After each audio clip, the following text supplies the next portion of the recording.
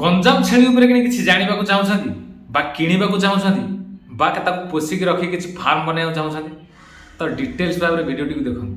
ପୁରା details information ପାଇବେ ବିନା ସ୍କ୍ରିପ୍ଟର ସହିତ ଦେଖନ୍ତୁ ତ ଆପଣମାନଙ୍କୁ କୌଣସି ଅସୁବିଧା ହେବନି ଆଉ ଗଞ୍ଜାମ ବ୍ରିଡ୍ ଛେଳି କିଣିବା ପାଇଁ। ଯାହାଫଳରେ ଆପଣମାନେ ଡିଟେଲ୍ସ ଜାଣିପାରିବେ ଯେ ଇଏ ଗଞ୍ଜାମ ବ୍ରିଡ୍ ଆଉ ଗଞ୍ଜାମ ବ୍ରିଡ୍ ଚିହ୍ନିବାରେ ଆମକୁ କୌଣସି ଅସୁବିଧା ନାହିଁ ଆଉ କିଣିଲେ ଆମେ କ'ଣ କ'ଣ ସବୁ ତାର ଫାଇଦା କିଛି ପାଇପାରିବା। ତ ସେଇ ବିଷୟରେ କିନ୍ତୁ ଭିଡ଼ିଓ, ତେଣୁକରି ବିଲକୁଲ ଡେରି ନକରି ପୁରା ଭିଡ଼ିଓକୁ ଫାଷ୍ଟ ଟୁ ଲାଷ୍ଟ ଭଲରେ ଦେଖନ୍ତୁ। ପୁରା ଡିଟେଲ୍ସ ଭାବରେ ସବୁ କିଛି ଜାଣିପାରିବେ। ଯାହା ବି ଗଞ୍ଜାମ ବ୍ରିଡ୍ ବିଷୟରେ ଅଛି ପୁରା ଡିଟେଲ୍ସ ଆପଣମାନଙ୍କ ପାଇଁ ଏଇଟା ଗଞ୍ଜାମ ବ୍ରିଡ୍ ବିଷୟରେ। ତ ତେଣୁକରି ପୁରା ପିଓରଲି ଫାଷ୍ଟ ଟୁ ଲାଷ୍ଟ ଯାଏଁ ବିନା ସ୍କିପ୍ରେ ଦେଖନ୍ତୁ, ଡିଟେଲ୍ସ ଜାଣିପାରିବେ। ତେଣୁକରି ଚାଲନ୍ତୁ ଦେଖିବା। हाय हेलो समस्त नमस्कार, मु भास्कर आपन स्वागत जनाऊँगी आपण प्रिय channel Bhaskar Deepu farming blogs.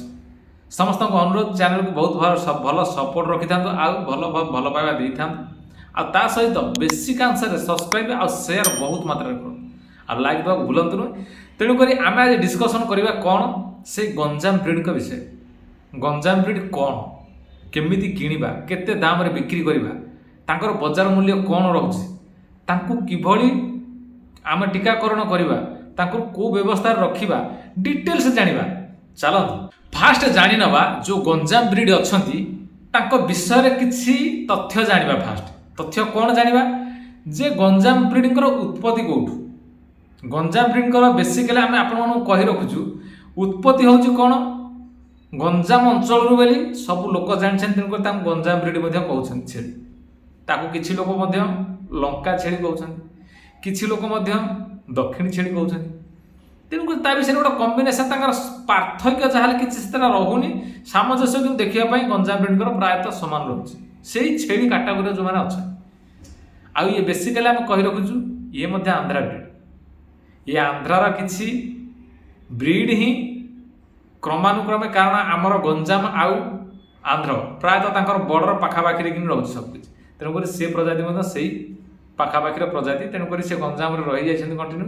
Ganjam breed आम प्रायतः लोकालिटी हम आमर टोटाल ओडिशा भितर ही जाना पाऊँ। आ बेसिकाली ये जो गंजाम ब्रिड अच्छी क्लाइमेट में परफेक्ट सुट कर ओडिशा भितर जेकोसी क्लाइमेट रखु ये रही कौन असुविधा कौन डिफेक्ट आसबन भितर। आउर बजार मूल्य बहुत भल थाए, बहुत भल ग्रोथ वेट बहुत भल थाए। तेणुक गंजाम ब्रिड ये गुड़ाक जापर बहुत हाइट रहे, चौड़ा रहे, हाइब्रिड जंतु रुहति। तेणुक से देखापी से भाया सब क्लाइमेट सुइट हो। ये थिला गंजाम ब्रिड परिचय। गंजाम ब्रिड विषय आउ गोटे कथा जाना शारीरिक वैशिष्ट्य बा शरीर गठन शैली किभली थाए जहाँकि आपण मैंने जानीपर जे यहाँ गंजाम ब्रिड बोली कही रखुचु। प्रायतः देखा कला था, धला था, बादामी रंग था, आउ कि मिश्रित भाव में था, माने सब कलर किसी मिक्सिंग अंश था। आउ कि कौन था कि स्पटेड था, माने foot foot foot foot type रही हरिण जमी आम देखा लगे देखापी डिजाइन लगे जमी से भाया कि फुट फुट फुट फुट अंश बॉडी थाए। सी देखा आहरी बहुत भल डिजाइन देखा। तेणुक गंजाम ब्रिड शैली रोचे ये आउ हाइट उच्चता बहुत भल थाए। आउ तांकर गढ़न शैली बहुत बढ़िया थाए। आउ एति कथार कही रखुचु फिमेल तुलन में मेल बहुत वेट गेन था, माने बहुत बड़ देखा था वेट गेन बहुत बड़ था। फिमेल बहुत भल अच्छा, बहुत बड़ फिमेल अच्छा, किंतु ता भितर कि ब्रिडर सदा बड़ था। तेणुक ये हूँ वैशिष्ट्य बोले गठन शैली। आउ कि विशेषत्व आम जी कहलु से लक्ष्य रखु गंजाम ब्रिड आराम से चिन्ह पारे। आउ सिंह टे बहुत लंबा थाए। तापर कही रखुचु गंजाम ब्रिड खाइबा शैली कौन रखा दरकार। समस्त को रखुचु सबू जहाँ भी फार्मिंग लाइन रे कि ताजा जिनस खाइबा देवाटा सब बहुत भल। ग्रोथ आसापी किसी सप्लीमेंट देवाटा आपण मानी गोटे डॉक्टर को परामर्श करवाटा बहुत भल रहा। सहित कही रखुचु तांकु चोकड़ दाना खाइबा दे पारे, किछि तसु चूना टाइप कि खाइबा दे पारे, आउ किछि मिनरल मिक्सचर खाइबा दे पारे। आउ आपण मानक आम कही रखुचु मक्का बाजरा एगुड़ा किसी भी आपण मैंने खाइबा दे पारे, जहाँफल कि बहुत भल ग्रोथ आस। आ बेसिकाली कही रखुचु ତାଙ୍କୁ ଯେତେ ସମୟ ଚରେଇବେ ନେଇକି ବାହାରେ ଆହୁରି ଭଲ ରହିବ ତାଙ୍କ ଗ୍ରୋଥ୍, କାରଣ ତାଙ୍କ ମାଇଣ୍ଡ ଫୁର୍ତ୍ତି ରହିବ ଆଉ ବହୁତ ଭଲ ଗ୍ରୋଥ୍ ମଧ୍ୟ ଆସିବ। ଆଉ ବେସିକାଲି ସେ ଡାଳ ଖାଇବାକୁ ପସନ୍ଦ କରନ୍ତି। ଜଙ୍ଗଲ ଜାତି ଯେତିକି ଡାଳ ଅଛି ଗଛପତ୍ର ସବୁ ପତ୍ର ଖାଇବା ପାଇଁ ସେ ବହୁତ ପସନ୍ଦ କରନ୍ତି। ତେଣୁକରି ସେଇଟା କଲେ ଆପଣମାନଙ୍କୁ ଆହୁରି ଭଲ ପ୍ରଫିଟ୍ ମଧ୍ୟ ଆସିବ। ତ ତା ପାଇଁ ମଧ୍ୟ ଟିକେ ଚେଷ୍ଟା କରନ୍ତୁ। ନାଇଁ ତ ଏମିତିରେ ଫାର୍ମିଂ ଲାଇନ୍ରେ ଘାସ ଚାରା ବୁଣିକି ଏମିତି କରିଦେଉଛନ୍ତି। ଯଦି ବି ଘାସ ଚାରା କିଏ କିଣିବାକୁ ଅଛି ତାହେଲେ ଟ୍ୟାଗ୍ ଲାଇନ୍ରେ ଅଛି, ନେଇପାରିବେ କିଣିକି। ତ ସେଗୁଡ଼ା ଦେଇକି ମଧ୍ୟ ଛେଳି ପୋଷି ଦେଉଛନ୍ତି, ବହୁତ ଭଲ ଗ୍ରୋଥ୍ ମଧ୍ୟ ଆସୁଛି। କିନ୍ତୁ ଆକ୍ଚୁଆଲି ତାଙ୍କୁ ଡାଳ ଖାଇବାକୁ କିଛି ଦିଅନ୍ତୁ, ବହୁତ ଭଲ ରହିବ। ସବୁଠୁ ବେଷ୍ଟ ମୁଖ୍ୟ ପଏଣ୍ଟ ହେଉଛି ଗଞ୍ଜାମ ବ୍ରିଡ୍କୁ କିଣିଲା ବେଳେ କେଉଁ ମାନେ ଜିନିଷ ପ୍ରତି ଧ୍ୟାନ ଦେବା ଦରକାର, ଯାହାଫଳରେ କିନି ଆପଣମାନଙ୍କୁ କୌଣସି ଅସୁବିଧା ହେବ ନାହିଁ ସେ ବ୍ରିଡ୍ କିଣିବାରେ। କେଉଁ ମାନେ ଜିନିଷ ଏମିତି ଅଛି ତାଙ୍କ ବଡ଼ିରେ କିନି ଯାହାକି ସେଇଗୁଡ଼ାକୁ ଲକ୍ଷ୍ୟ କରିକି ଆପଣମାନେ କିଣିବେ। ବେସିକାଲି ତାଙ୍କ ବୟସ ଉପରେ ଲକ୍ଷ୍ୟ ରଖନ୍ତୁ, ଦାନ୍ତ ଉପରେ ଲକ୍ଷ୍ୟ ରଖନ୍ତୁ, ଆଉ ଆଖି ଚମକିଲା ଭଳିଆ ଲାଗୁଛି ନା ନାହିଁ, ମାନେ କିଛି ଜାଲୁଆ ପେଜୁଆ ଭଳିଆ ଏଭଳିଆ କିଛି ନ ଲାଗିବା ଦରକାର, ମାନେ ପୁରା ଚମକିଲା ଭଳିଆ ଲାଗୁଥିବ, ପୁରା କ୍ଲିଅର ଲାଗୁଥିବ, ତ ତାକୁ ଦେଖନ୍ତୁ। ଆଉ କୌଣସି ଘା କ୍ଷତ ସ୍ଥାନ କୌଣସି ପ୍ରକାର ଅଛି ନା ନାହିଁ ତାକୁ ବି ଚେକ୍ କରନ୍ତୁ। ଆଉ କି ନାହିଁ ରୋଗାକ୍ରାନ୍ତ ହେଇଛି ନା ନାହିଁ ଭଲରେ ଦେଖନ୍ତୁ। ଏଇଗୁଡ଼ାକ ଦେଖିଲେ ଆପଣମାନେ କୌଣସି ଜନ୍ତୁ କିଣିଲା ବେଳେ ଅସୁବିଧାରେ ପଡ଼ିବେନି। ଆଉ ସଦାବେଳେ ଦେଖିଲା ବେଳେ ଜନ୍ତୁ ଉଚ୍ଚା ଲମ୍ବା ହାଇଟ୍ ଜନ୍ତୁ ଦେଖିକି କିଣିବାକୁ ଭଲ ଚେଷ୍ଟା କରନ୍ତୁ, କାହିଁକିନା ଭଲ କ୍ୱାଲିଟିର ହିଁ ଥାନ୍ତି ଉଚ୍ଚା ଲମ୍ବା ଜନ୍ତୁ। ଆଉ ପଇସା କମ୍ ବୋଲି କୌଣସି ମିକ୍ସ ଜନ୍ତୁ କିଣିବାକୁ ଚେଷ୍ଟା କରନ୍ତୁ ନାହିଁ। ଭଲ ବ୍ରିଡ୍ କିଣିବେ ତ ଭଲ ପ୍ରଫିଟ୍ ପାଇବେ, ଆଉ ଭଲ ସ୍ୱାସ୍ଥ୍ୟବାନ ଜନ୍ତୁ ମଧ୍ୟ ଆପଣଙ୍କ ପାଖରେ ରହିବେ, ଆଉ ଯାହାଫଳରେ କି ଆପଣମାନେ କୌଣସି ଅସୁବିଧାର ସମ୍ମୁଖୀନ ହେବେ ନାହିଁ। ତେଣୁକରି ଏଥିପ୍ରତି ନିହାତି ଧ୍ୟାନ ଦିଅନ୍ତୁ।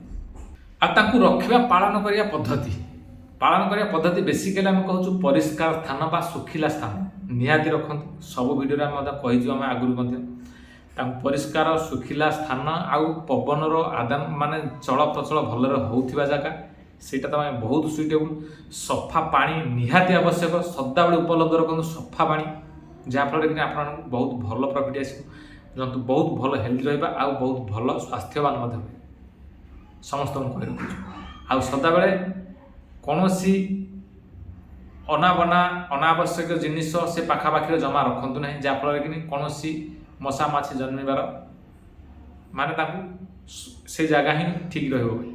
ତେଣୁକରି ସମସ୍ତଙ୍କୁ କହି ରଖୁଛୁ ସଦାବେଳେ ଅଳିଆ ଆବର୍ଜନାଠୁ ଦୂରେଇକି ରଖନ୍ତୁ, ସଫାସୁତୁରା ରଖନ୍ତୁ, ନିଟ୍ ଆଣ୍ଡ କ୍ଲିନ୍ ରଖନ୍ତୁ, ପରିବେଶ ବହୁତ ଭଲ ରହିବ। ଆଉ ଗଞ୍ଜାମ ବ୍ରିଡ୍କୁ କୌଣସି ରୋଗରୁ ରକ୍ଷା କରିବା ପାଇଁ ଆଗୁଆ ପଦକ୍ଷେପ କ'ଣ କ'ଣ ନେଇପାରିବେ, ଯାହାକି ଆମର PPR, ଯାହାକି ଆମର କୃମିନାଶକ କିଛି, ଯାହାକି ଋତୁ ପରିବର୍ତ୍ତନ ଅନୁଯାୟୀ ତାକୁ କେଉଁ ଭ୍ୟାକ୍ସିନେସନ୍ ଦରକାର ବା କେଉଁ ଟୀକାକରଣ କଲେ ଭଲ ହେବ, ତାହା ଭେଟେନାରୀ ଡକ୍ଟରଙ୍କଠୁ କିନି ଆପଣମାନେ ଡିଟେଲ୍ସ ବୁଝିକି ୟୁଜ୍ କଲେ ବହୁତ ଭଲ ହେବ, କୌଣସି ଅସୁବିଧା ହେବ। କାରଣ ଋତୁ ପରିବର୍ତ୍ତନ ଅନୁଯାୟୀ କ୍ଲାଇମେଟ୍ ଯେତେ ପରିବର୍ତ୍ତନ ହୁଏ ମଣିଷ ଶରୀର ହେଉ ବା ଜୀବଜନ୍ତୁଙ୍କ ଶରୀର ହେଉ କିଛି ପ୍ରଭାବ ପଡ଼ିଥାଏ। ତ ସେଥିପ୍ରତି ଦୃଷ୍ଟିରେ ରଖିକି ତ ଅଧିକ ଜନ୍ତୁ ରଖିଛନ୍ତି ତ ସଦାବେଳେ ଯୋଗାଯୋଗ ରଖୁଥାନ୍ତୁ ପଶୁ ଡାକ୍ତରଙ୍କ ସହିତ ବା ଭେଟେନାରୀ ଯେ ଅଛନ୍ତି ଆମର ଡକ୍ଟରମାନେ ଅଛନ୍ତି ତାଙ୍କ ସହିତ ଯୋଗାଯୋଗ କରନ୍ତୁ, ବହୁତ ଭଲ। କାହିଁକିନା ସେମାନେ ଆମଠୁ ବହୁତ ଅଭିଜ୍ଞତା ଆଉ ବହୁତ ପାଠଶାଠ ପଢ଼ିକି ମଧ୍ୟ ଆସିଛନ୍ତି ସେଇ କ୍ଷେତ୍ରକୁ, ତେଣୁକରି ତାଙ୍କୁ ବହୁତ ଭଲ ଭାବରେ ଜଣାଥାଏ। ତେଣୁକରି ବେସିକାଲି PPR ବା କୀଟନାଶକ କୌଣସି ଜିନିଷ ଯାହା ବି ସେ କହିବେ ଆପଣଙ୍କୁ, ଯାହା ବି ଆପଣଙ୍କୁ ମାନେ ଏଇ ଜିନିଷ କରିବାକୁ ପରାମର୍ଶ ଦେବେ ସେଇ ଜିନିଷ ହିଁ କର, ବହୁତ ଭଲ ରହିବ। ଟୀକାକରଣରେ କୌଣସି ଅସୁବିଧା ହେବ ନାହିଁ, ଜନ୍ତୁ କୌଣସି ରୋଗାକ୍ରାନ୍ତ ମଧ୍ୟ ହେବେ ନାହିଁ, ଏତିକି ହିଁ ଧ୍ୟାନ। ଆଉ ଆଙ୍କ ପ୍ରଜନନ କ୍ଷମତା ଆମେ ଗୋଟେ କଥା କହୁଛୁ, ଯାହାକି ଆମେ ଆଗରୁ ଆମର ଗୋଟେ ଚ୍ୟାନେଲ୍ ଆମର ଆଇଡ଼ିରେ କିନା ଆଉ ଗୋଟେ ଭିଡ଼ିଓ ଥିଲା, ଫାର୍ଷ୍ଟ ଏପିସୋଡ଼ରେ ଆମର ଥିଲା କ'ଣ ବ୍ଲାକ୍ ବେଙ୍ଗଲ ବିଷୟରେ ଆମେ କହିଦେଇଛୁ ପ୍ରଜନନ କ୍ଷମତା। ଗଞ୍ଜାମ ବ୍ରିଡ୍ଙ୍କର ପ୍ରଜନନ କ୍ଷମତା ମଧ୍ୟ ପ୍ରାୟତଃ ସେମ୍, 8ରୁ 10 ମାସ ବା 12 ମାସ ଭିତରେ ହେଲେ ସେ ପ୍ରଜନନ କରିବା ପାଇଁ ବା ଜନ୍ମ କରିବା ପାଇଁ ତାଙ୍କୁ କ୍ଷମତା ମିଳିଯାଇଥାଏ। ଆଉ ସିଏ ଯେଉଁ ଜନ୍ମ କରନ୍ତି ମଧ୍ୟ ସିଏ ମଧ୍ୟ ଗୁଡ଼ାଏ ଜାଗାରେ ଅଛନ୍ତି ସେଇ 6 ମାସ ଭିତରେ କିନି ଜନ୍ମ କରନ୍ତି ଛୁଆ, କିନ୍ତୁ ସିଙ୍ଗିଲ୍ ଛୁଆ ଜନ୍ମ କରନ୍ତି। ଆଉ ବହୁତ ମାତ୍ରାରେ କିନି ମଧ୍ୟ ଯେତେ ବି ଗୋଠ ଦେଖିବେ, ବହୁତ ବଡ଼ ଗୋଠ ଦେଖନ୍ତୁ, ଛୋଟ ଗୋଠ ଦେଖନ୍ତୁ, ପୁରୁଣା ଗୋଠ ଦେଖନ୍ତୁ, ନୂଆ ଗୋଠ ଦେଖନ୍ତୁ, ଯାହା ବି ଦେଖୁଛନ୍ତି ସବୁଠି ହିଁ ସିଙ୍ଗିଲ୍ ଛୁଆ ପ୍ରାୟତଃ। ଆଉ କେତେ କାଂଶରେ କିଛି ଗଞ୍ଜାମ ବ୍ରିଡ୍ ଅଛନ୍ତି ଯାହାକି ଡବଲ୍ ଛୁଆ ଦେଉଛନ୍ତି, 3ଟା ବି ଛୁଆ ବି ଦେଉଛନ୍ତି। ତେଣୁକରି ସେଟା ରେୟାର, କାରଣ ବହୁ ଜନ୍ତୁଙ୍କ ଭିତରେ ବହୁତ ମାନେ କମ୍ ଦେଖିବାକୁ ମିଳନ୍ତି। ତେଣୁକରି ସେ ଜନ୍ତୁ ମିଳିଲେ ହାତ ଛଡ଼ା କରନ୍ତୁ ନାହିଁ, କାରଣ କୌଣସି ଲୋକ ବିକ୍ରି କରନ୍ତୁ ନାହିଁ, ରଖନ୍ତୁ ଆପଣଙ୍କ ଫାର୍ମର ଗ୍ରୋଥ୍ ବା ଇନକ୍ରିଜ୍ କରିବା ପାଇଁ ଯେତେ ଚାହୁଁଛନ୍ତି ତ ସେଇ ଜନ୍ତୁ ରହିଲେ ଆପଣଙ୍କ ପାଇଁ ବହୁତ ଭଲ ରହିବ। କିନ୍ତୁ ବେସିକାଲି ଗୋଟିଏ ଜନ୍ମ କରନ୍ତି, ଆଉ ପ୍ରାୟତଃ ଇଏ ମଧ୍ୟ ବର୍ଷକୁ 2 ଥର ଜନ୍ମ କରନ୍ତି। ତେଣୁକରି ସେ ଉପରେ ବି ଚେଷ୍ଟା କରନ୍ତୁ। କିଛି ଛେଳି ମଧ୍ୟ गोटे गोटे जन्म वर्ष के गोटे थर जन्म कर किसी छेड़ी अच्छा टोटाल जन्म ही करूना किंतु तथापि जदि भल ब्रीड आउ भल जंतुकर किसी ग्रोथ आने वंशवृद्धि बढ़ाई चाहते तो भल ब्रीडर गोटे देख जहाँकि पूरा नंबर 1 क्वालिटी ब्रीडर थो जहाँकि आपण फार्मिंग ग्रोथ वंशवृद्धि से बहुत सहायक तेणुक से निहाती ध्यान दिया। आउ गोटे कथा रहा मूल्य कौन रहा दरकार गंजाम ब्रीडर केते दाम रही देखु सबु लोकेशन रे समान धरणर गंजाम ब्रीड ना कि कहीं समान परिमाण खाद्य देकी समान माने ग्रोथ आनी पारना तेणुक सबुठी रेट रे कि ऊपर नीच किसी अच्छी माने सामंजस्य समान नुह कौटी तेणुक रेट उपर जो कही रखुचे आम जंतुर ग्रोथ हाइट आउ भल ब्रीड चमकीला भाया देखा जाउथो चिकण जंतु होइतो साइज लाइन जंतु होइतो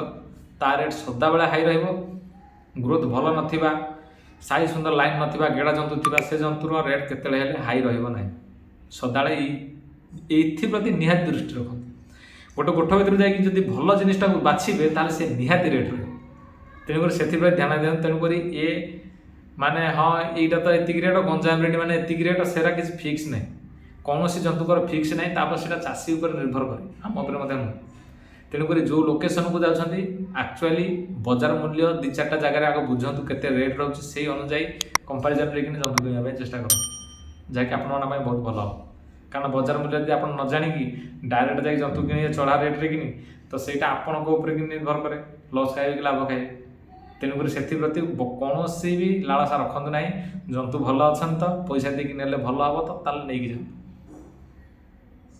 तेणुक से बहुत ध्यान दिए शेष गोटे कथा कही रखुचु असुविधा कौन सब रंतु किणला बेले परफेक्ट जंतु देखु किणतु कौन सी रोगाक्रांत क्षतिग्रस्त थिबा ना क्लाइमेट भल सुइटेबल नथिबा से टाइम जंतु किणतु ना कि कौन सी टाइम रे रोगाक्रांत किसी जंतु चली सीजन चली तो से टाइम जंतु किणतु ना कि अन्य क्लाइमेट रू कौटू जंतु आसुंच तो से क्लाइमेट रे कौन सर्वाइव करें ना बोली डाउट रे किणतु ना जंतु सब क्लाइमेट सुट कर डाउट आज मन में कि नहीं सन्देह किसी आसूँ जंतु किणतु ना तेणुक एप्रति सब दृष्टि दिंतु देलापर आपण मैंने कौन ठकामी पड़े ना कि कौन असुविधा आपण हम ना एप्रति निहाती ध्यान तेणुक गंजाम ब्रीड विषय तो सब किसी डिटेल्स आम आपको कही रखिलु जदि आउ किसी कौन असुविधा रोचे तो आपण कमेंट बॉक्स में निहाती कमेंट करेंगे तो आम आग वीडियो कि नेक्स्ट एपिसोड कि आम आपण किसी आउ नुआ ब्रीड विषय किसी इनफर्मेशन आनबू